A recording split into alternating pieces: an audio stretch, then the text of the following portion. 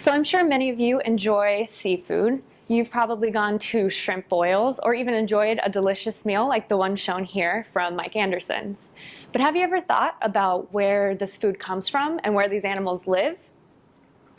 Most of these animals spend the beginning of their lives in coastal habitats in the Gulf of Mexico.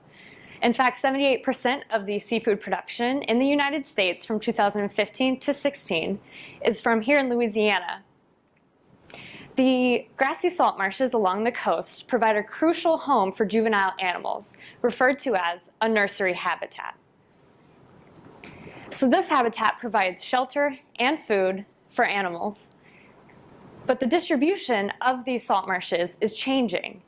Due to climate change, mild winters are allowing black mangrove trees to expand and take over these salt marshes. Surprisingly, little is known about how this change in habitat affects marsh-dependent animals.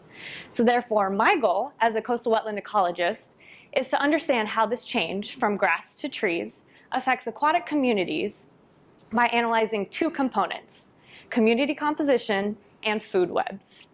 So we went out in coastal Louisiana, at Grand Isle actually, that Robert just showed, and we collected animals in these habitats during high tide.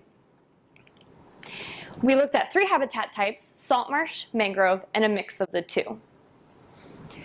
So at one site, Site A, there was relatively little change in the total number of animals in these habitat types.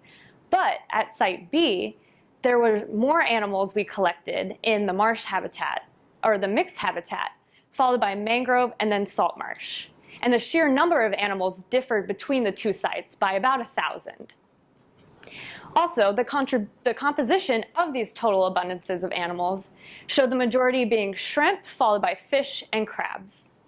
To my relief, this tells me that there are more environmental drivers, such as depth of tidal flooding, that influence these aquatic communities. The change in habitat alone may not be the downfall for these organisms. My next step from here is to analyze the food webs to see if mangrove carbon is incorporated, similar to marsh grass. By filling this knowledge gap, I can inform on the consequences of black mangrove expansion in coastal Louisiana on fisheries policy, coastal restoration efforts, and on the future of your shrimp boils. Thank you.